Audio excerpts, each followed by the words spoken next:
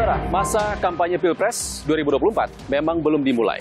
Namun, para baca pres 2024 sudah mulai tebar pesona. Visi misi dan janji-janji di ruang publik sudah mulai bergema. Mungkinkah terwujud atau nanti justru jauh dari realita? Kami pun akan menemui tim dari masing-masing bakal calon presiden 2024 untuk menanyakan langsung bagaimana detail program kerja yang akan mereka lakukan jika terpilih.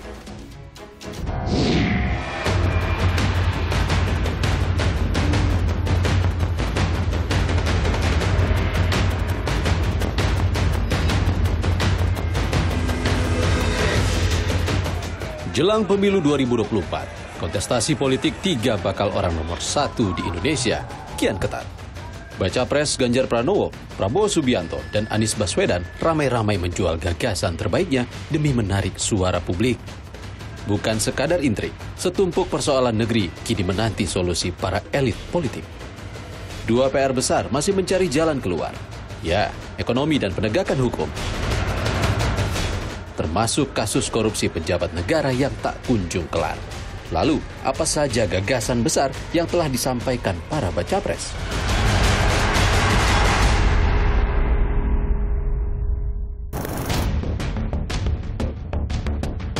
Ketua Umum Partai Gerindra, Prabowo Subianto, memiliki 17 program prioritas dan 8 program cepat. Di antaranya, mencapai swasembada pangan dan menjadi lumbung pangan dunia, memberantas angka kemiskinan, serta memberantas korupsi, membangun rumah murah untuk masyarakat desa, mereformasi politik, hukum, dan birokrasi turut jadi program prioritas. Prabowo juga memiliki sejumlah program cepat, salah satunya memberi makan siang dan susu gratis untuk anak sekolah, serta membantu gizi ibu hamil. Sementara itu, baca pres PDI Perjuangan Ganjar Pranowo memiliki 6 pilar strategi menuju Indonesia Emas tahun 2045, yakni pangan, lingkungan, digital, energi, penegakan hukum, dan pendidikan serta kesehatan. Gagasan Ganjar Pranowo meliputi stop ekspor pangan, hapus kemiskinan hingga nol, serta memaksimalkan ekonomi hijau dan biru. Penuhi kebutuhan kesehatan anak sejak dalam kandungan hingga jenjang pendidikan demi mengurangi angka pengangguran. Ganjar juga berjanji memperkuat 3 pilar hukum, KPK, kepolisian, serta kejaksaan dengan melipat gandakan anggaran. Gagasan Ganjar menaikkan gaji guru hingga 30 juta rupiah pun mencuri perhatian publik.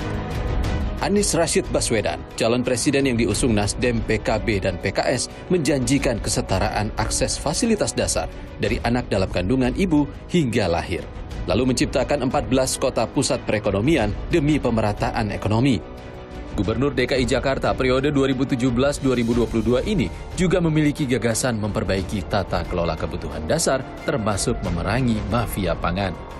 Di bidang hukum, Anies menjanjikan independensi KPK dengan mengembalikan KPK seperti sebelum revisi peraturan tahun 2019.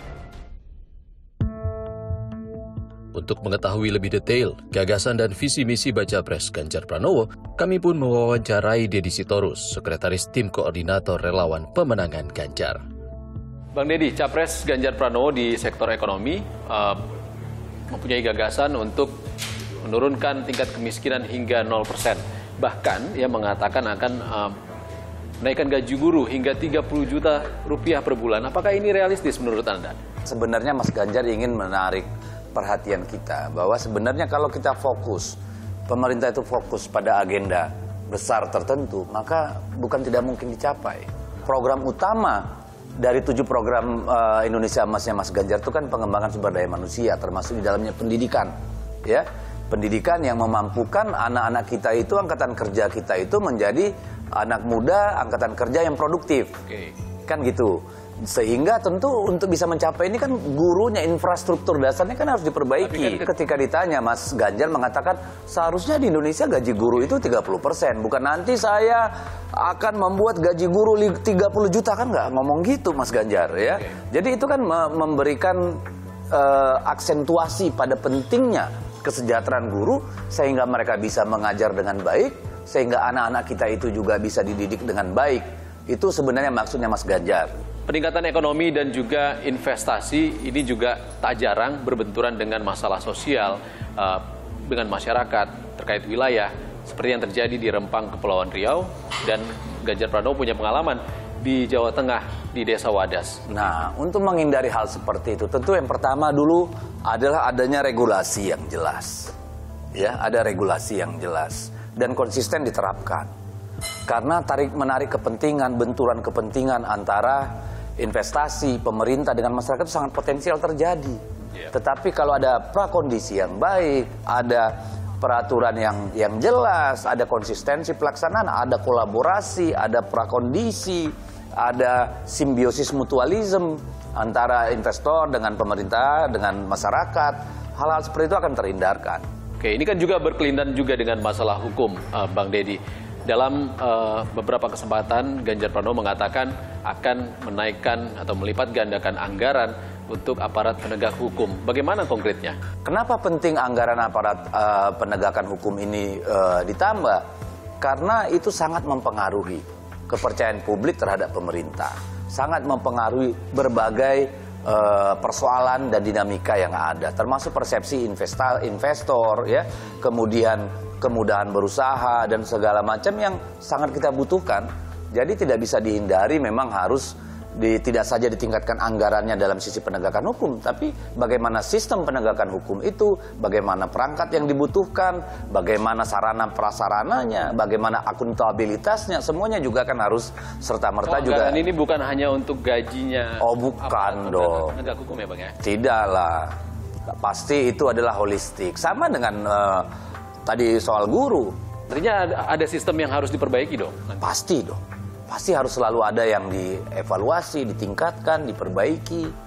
Itu kan pasti tidak ada yang 100% terus-menerus pasti akan semakin baik tanpa ada evaluasi. Kami pun menemui Wakil Ketua Umum Partai Gerindra Habibur Rahman bertanya lebih jauh tentang program dan janji Baca Pres Prabowo Subianto.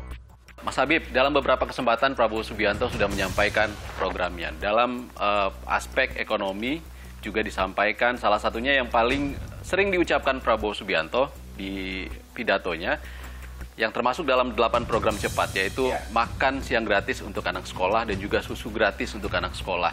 Sebelum kita breakdown sampai ke persoalan teknisnya, kita lihat prinsipnya dulu, ya kan?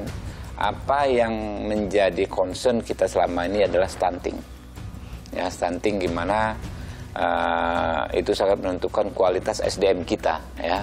Bagaimana masyarakat kita, daya pikir, daya kerja dan lain sebagainya haruslah unggul. Unggul itu artinya nggak boleh stunting, dia harus bergizi cukup. Nah, gizi cukup itu analisa kami adalah karena harus kita paksa dengan program yang memang dibuat oleh pemerintah. Yaitu makan siang berkualitas, ya, gratis. Ya, makan siang untuk anak-anak, ya, ini ya memang dari kecil membutuhkan itu. Lalu susu, nah kita ini kan tingkat konsumsi susu mungkin cukup rendah, tergolong rendah. Bahkan dibanding negara-negara sekitar, Malaysia, Singapura, ya, mereka pagi sarapan susu, kita teh manis saja, teh tawar aja kadang-kadang sudah bersyukur kan, ya. Nah, ini yang perlu ditingkatkan. Apakah realistis? Sangat realistis. Apakah mungkin? Sangat mungkin. Kalau mengandalkan food estate, sebenarnya food estate sudah dilakukan oleh Presiden Joko Widodo dan itu dipercayakan kepada Menteri Pertahanan Prabowo Subianto. Namun banyak pihak yang mengatakan food estate itu justru gagal. Ya, bahkan ada yang pihak sempat mengatakan food estate itu adalah kejahatan lingkungan, which is nonsense, ya. Jadi itu kan yang baru berjalan itu kan prototipe yang diinisiasi Kemenhan, ya, dan belum ada Rp1 pun APBN yang dikelola oleh Kemenhan terkait food estate ini. Jadi mau dikatakan gagal dari mana ini program? Jadi kan sudah prototipe, dan saya pikir kalau Anda lihat di berbagai negara, ya, ini memang nggak gampang, ya. Yang menjadi lahan untuk food estate itu kan harus dikondisikan terlebih dahulu. Itu di banyak banyak lokasi, informasi yang kami dapat sudah mulai berhasil. Jadi kan ini kan baru beberapa tahun, ya, baru beberapa tahun. Dan oke, kita bergeser ke masalah pemberantasan korupsi, Mas Habib. Kalau di program cepat Pak Prabowo yang ada 8 itu tidak tercantum sebenarnya pemberantasan korupsi. Kenapa tidak buru-buru gitu? Jadi gini, pemberantasan korupsi itu kan program yang harus berkesinambungan, ya. Dan kita lihat sekarang ya, terlepas berbagai macam kritikan, tapi pemberantasan korupsi kita sekarang ada perkembangan signifikan di zamannya Pak Jokowi, which is di masa sebelumnya menurut saya kurang dimaksimalkan. Di era ini luar biasa, berbagai macam kritikan misalnya terhadap pimpinan KPK ya, kepada macam konflik dan lain sebagainya, tetapi tiga hal tersebut berjalan secara simultan. Tapi menterinya yang korupsi banyak juga, Pak. Nanti dulu, edukasi, kemudian pencegahan, penindakannya signifikan. Nah, termasuk yang Anda bilang, penindakan ternyata tetap berjalan. Penindakannya nggak berhenti, bahkan ada menteri yang masih yang korupsi, ya, ditangkap, ya, lalu diproses. Yang namanya fenomena oknum kan di mana saja ada dan kapanpun akan selalu ada. Ada nggak kabinet yang nggak ada menterinya korupsi? Dan sekarang jelas Pak Jokowi tegas, siapapun menteri yang korupsi, siapapun pejabat yang korupsi, nggak ada ampun. Silahkan ditindak, silahkan diproses secara tegas oleh aparatur penegak hukum. Kami juga menggali lebih dalam visi misi serta gagasan Baca Pres Koalisi Perubahan Anies Baswedan lewat Sudirman Said, juru bicara Badan Pekerja Anies Muhaimin. Mas Anies bilang dia akan membuat lapangan pekerjaan yang tidak tersentralisasi di DKI Jakarta. Seperti apa konkretnya dari Anies Baswedan? Pak Anies punya pengalaman 5 tahun memimpin Jakarta, dan Jakarta seperti menjadi tumpuan dari banyak sekali harapan-harapan masyarakat. Dan karena itu beliau punya visi, alangkah indahnya, alangkah baiknya kalau kesempatan untuk ekonomi, untuk pekerjaan, untuk karir itu tersebar, tidak hanya di ibu kota gitu. Karena itu idenya adalah bagaimana membuat pusat-pusat pertumbuhan merata di seluruh Indonesia, yang itu merupakan gabungan antara kotanya yang kuat, kotanya yang maju, tapi juga desanya ikut menjadi penopang dari pertumbuhan kota itu. Pak Sudirman, pembangunan dan investasi tak jarang berbenturan dengan masalah hukum dan juga masalah sosial. Kita baru saja mengalami kasus di Rempang, Kepulauan Riau.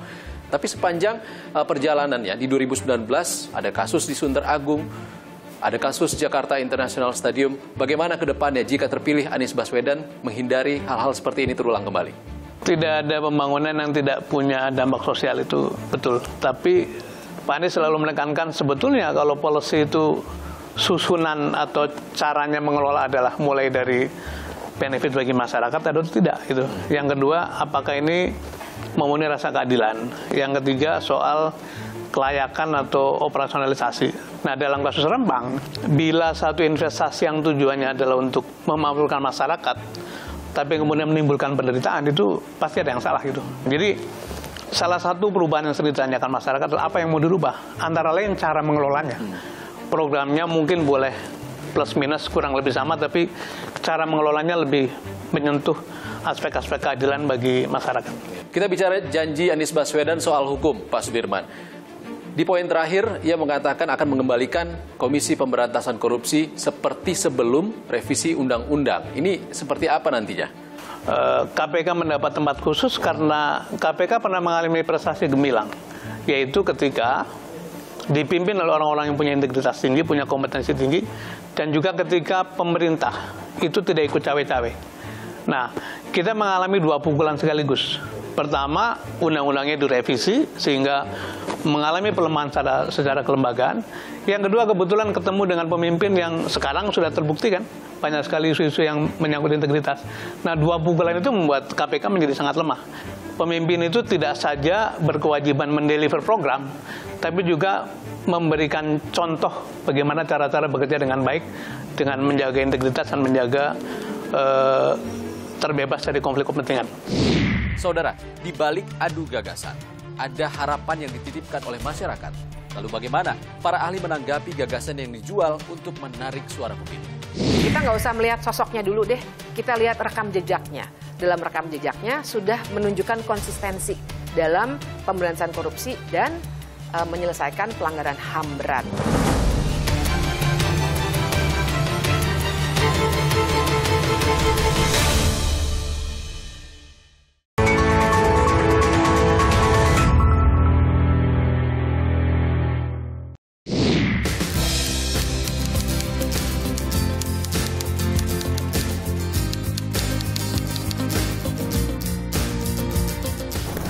ada program yang anak-anak muda bisa usaha-usaha sendiri juga. Jadi kan yang kita tahu jumlah entrepreneur di Indonesia 3%, 4% doang. Kalau di negara-negara maju ada belasan persen, 10%. Jadi ya aku sih lebih pengen ke situ sih Mbak. Jadi banyak teman-teman yang partisipasi. Kalau pemerataan ekonomi ya dengan adanya yang IKN itu sih menurut aku jadi salah satu cara untuk meratakan perekonomian ya, perihal hukum ya. Yang pasti sih harapan aku bukan cuman tajam ke bawah tapi tumpul ke atas, tapi rata sih. Kalau misalnya ibaratnya memang itu ibaratnya dari kalangan pejabat ya memang harus ditindak secara tegas juga lah. Kemarin yang itu ya penggusuran sama ini swasembada pangan ya, yang sekarang itu yang harus diperkuat soalnya musim kemarau juga, ini kedepannya juga nggak ngerti, apalagi suruh makan ubi lah.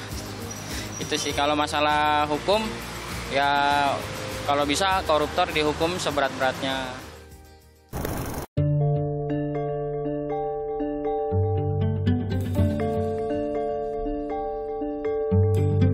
Saudara, masalah ekonomi dan penegakan hukum adalah sejumlah PR bangsa yang harus diselesaikan para calon pemimpin nanti. Janji-janji para calon presiden pun harus dikritisi. Kami akan ajak Anda untuk mengkritisinya dengan para ahli. Kami pun bertemu pakar hukum tata negara Bivitri Susanti, mengkritisi seberapa realistis janji para baca pres menegakkan hukum dan memberantas korupsi. Mbak Bibip, dari 3 baca pres sudah memaparkan janjinya di awal. Tapi sudah banyak yang mengarah ke beberapa sektor. Salah satunya adalah masalah hukum.